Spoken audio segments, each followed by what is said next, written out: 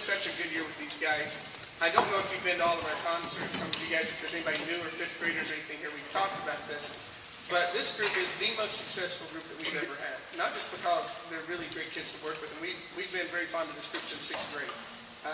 I think they'll tell you, we've complimented them for 3 years and said we can't wait until this all comes to the culmination of what you can do, because it is blowing me away.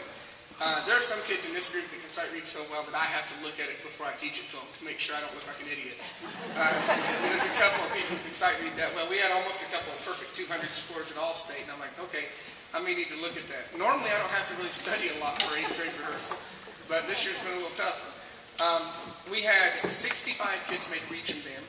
We had 26 kids make South Carolina All-State band. And I want to put that in perspective because I said this at another concert when it's crowded and a lot of people don't want to wait, and this is a shorter concert, so we can say this. They only take 110 kids in the entire state.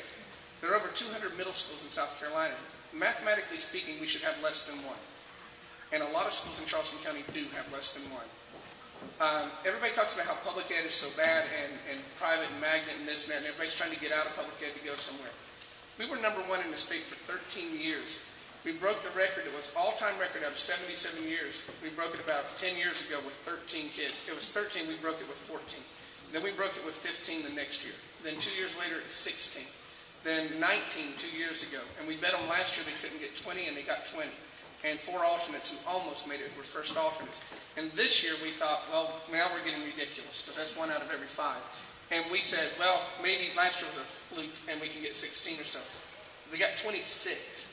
It's 1 out of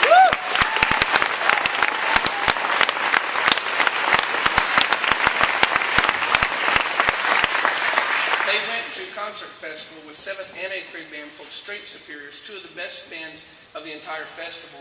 And when 8th grade and 7th grade symphonic band finished, one of the judges said that that might be the best middle school band he's ever heard.